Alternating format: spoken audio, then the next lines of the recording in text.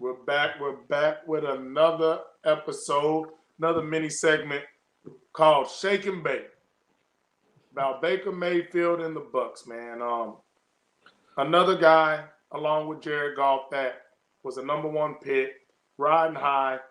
Didn't work out in Cleveland. Didn't work out in Carolina. They had my man playing dang near the end on the scout team. He had a small stint with the Rams.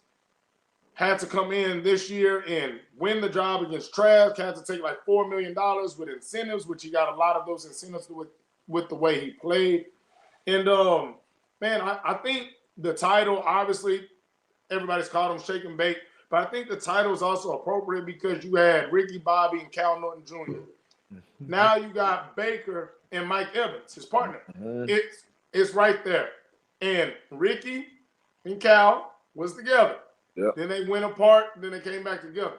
But the difference in this one is Baker and Mike are together. Yeah. If they go go their separate ways, there ain't no coming back together pretty much. Do you think the Bucs are going to figure it out and get it right for one?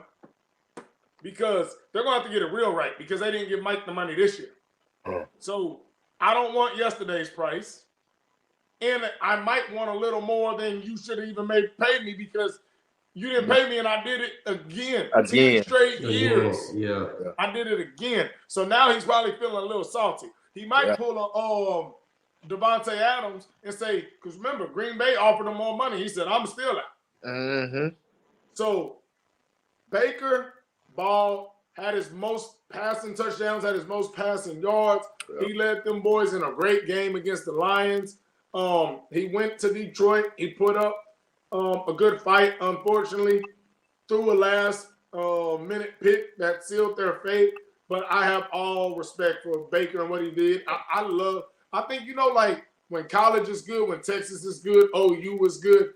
I feel like the NFL is more fun to watch when Baker Mayfield's pumping and he's running and he's dancing. Mm-hmm. He's one of those guys that you might not like, but it's a fun game to watch when he's out there. Right? No matter who they're playing, you're going to get entertainment value out of them. And I think the NFL and the Bucs and whatever team he's on is a better game to watch when Baker Mayfield is at his best and he's having fun. What do y'all feel about Baker, man? We'll start with you, Dev. Man, you facts. You hit on the head, man. At the end of the day, we love to see a guy play with passion. And I think that a lot of times they don't like to see that sometimes from quarterbacks. He's gritty, he's raw. They hate the crotch grab when he was at Oklahoma against the Kansas boys, They ain't really like that, But, I mean, I loved it because it showed that competitive nature, that competitive spirit. And to see that out of your quarterback, you talk about wanting to run through a wall for a guy, you would do that for somebody like him. I think the issue is that sometimes he lets his mouth get him in a little bit of trouble. And in the past, he's kind of spoken and said too much. And then when you're not producing at the time as well, it doesn't look good. People don't like to hear from you when you're not playing good and you're passing the buck. But what people don't realize also, man, like he's been injured a lot. Like in Cleveland, he had a lot of injuries. Same thing this year, even in Tampa Bay, he's playing hurt. And so to see him be broken down, still go out, strap it on and perform. Like Baker Mayfield is straight Texas. He's everything that represents Texas, if you're going to be honest about it. And I love the fact that he's playing well. Like we talked about with golf in the last segment, man, it's a roller coaster ride for some of these athletes. And to see him, reach the high heights and the low lows and then come back and still be able to now get the opportunity to make some money and get paid. Because now, he's definitely going to get a contract. And we're talking about, possibly, in the $40 million range now. He definitely should make the money. He has to. Geno Smith started for 1 year. Yep.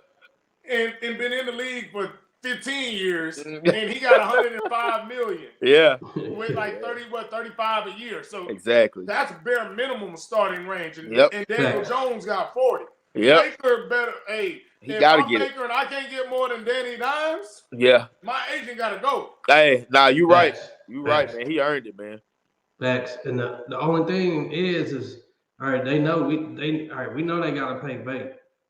So are they going to be able to pay Bate and Evans and whoever else is coming up that needs to be paid So that they have to figure that out in the front office. But like you said, Bate deserves every damn coin that he gonna get.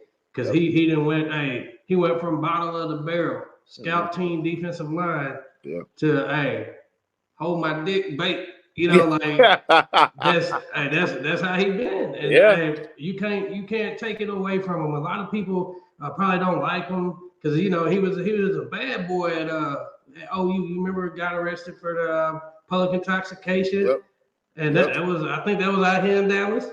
And but at the end of the day, he really took himself, and I think like him going first round, winning the Heisman, doing everything. I think when he got to when he got to the Browns, he was a bit smelling himself. He was feeling himself a little too much. But I like the fact that life humbled him, especially at the Panthers. It humbled him. So now he got that drive again, got that hungriness, and then he just came out and showed you, hey, this is why I'm a first rounder. This is why I won the Heisman. This is why I won this starting quarterback job. And hell, this is why he took his team to the divisional round of the playoffs. Minus, like you said, a couple turnovers, and those could have actually made the game a lot different. I think a big thing about him is, one, humbling himself, but two, not so many distractions. When I say distractions, remember, wasn't nobody on TV more than Baker when he was in This dude had every commercial. He had more commercials than Kelsey got right now after the Taylor Swift stuff. Yeah. He had all type of commercials. He was still that dude. He still, he's still on his band. I think he was following too much in that Johnny football. And now it's just football. Right? It ain't all the glitz. It ain't all the glory. And the glory for him is coming on the field, not off the field by talking and doing everything else. And I would say there's probably nobody happier right now than just the Bucs fans and franchise to think we just lost Tom Brady. Oh, think about what everybody thought was about to happen with the Bucs this year. And you're a drive away in maybe an overtime from going to an NFC championship. So I think they got to be ecstatic to say, well, this was just a don't go 3-14 season. And them boys, because, nobody had no confidence in Baker. People laugh like, boy, he going to lose the job, probably the tracks. So I love what he's doing. The only thing I don't love at the end of the year was Todd Bowles not calling the timeout at the end. Like, bro, talking about we knew it was over. They can mishandle the punt. We can return it. Whatever. Like, come on, bro. It's the end of the year anyway. Like, don't end on that sour note. That's cause to get fired type stuff, bro. Like, we're in the playoffs. And you just gave up as the coach. So what happens from everybody underneath you? Boy, we can return the ball. We can go for an all-out block. As long as there's a second on the clock, we have literally seen crazier things in sports happen. And if you bet on games, you've seen enough craziness at the end of games to be hit so many times. Like, game over, and all of a sudden, a three from the other side gets hit. Somebody blocks the punt, returns it. Like, that's the one thing that got me at the end of that season to just put a little sour note on it at the end, because everything else, they started off slow. They got rolling. Baker was doing their thing. The defense started rolling. You get going in the playoffs, and then you ended like that. Bro, use the timeout, bro. Make them snap the ball, because there's nerves. Snap that ball and get the punt off, and if they do that, it is what it is. But that got me right there. No, it's crazy because even though it was a mistake, definitely. But I am happy that Todd Bowles was able to do what he did this season, because I'm gonna be honest, it wasn't talked about, but if they had a terrible season, they probably was gonna fire Todd Bowles, man, because they weren't able to replicate that same success when they had Brady last year as they did the year before and win a championship. So I think that they were looking at him as he was going to be the next guy out. I'll be honest with you. And the fact that he was able to get that team in the playoffs and then win a playoff game, have a very, very good divisional round game. I love the fact that now he's going to be looked at a little bit differently. I think that people always looked at him as a defensive genius, but they didn't know if he could really, run a whole team. And this is his second opportunity to do it. And I love the fact that he was able to galvanize that team, win with a guy like Baker. And you can really tell that team really is rallying behind him. You know, they have confidence in him, and he is showing the world that he can coach. So I love seeing that. Facts. What you got, Justin? Got anything to end with? Yes. I mean, with Bowles, like Devin said, I mean, hey, the guy can coach. He always has been able to. The big question was, hey, can he bring a full team together? Can he get this offensively right? Can they put up points? You know, they weren't worried too much about the defense, but it's the actual offense, which, you know, bringing in Baker was a phenomenal idea, and it definitely worked out for him. I mean, he already has, you know, great receivers in Evans and Godwin, but, you know, just bringing Baker in, that was kind of like the missing piece of the puzzle. Kind of like, now I don't want to put him up on a pedestal like that, but kind of like having Brady a little bit back on the team. So it's definitely looking forward to next year. Hopefully they can keep their guys and, you know, get free agency and be able to keep anybody from leaving. Hopefully, especially Mike Evans, because if he leaves, hey, that's going to hurt the team tremendously. Oh, yeah. Most definitely. Facts. And I think, man, to be honest, I think Mike's going to come back. I think he is. Yeah. But I think he's going to get a big bag. And the reason why I think he's going to come back is not because that they just seen him to have a good year. It's the way he had it. He looked bouncy this year. Yeah, he looked refreshed. He looked like he was actually rejuvenated, and he was playing young, for that yeah, contract. He looked faster. He looked more aggressive out there. Yeah. He's always good at taking the ball, but he just looked stronger. He looked like this year he had that real dog in him. He's always been that guy, but for whatever reason, he looked lighter out there. He was moving good. He looked faster. So I think that was more than the stats.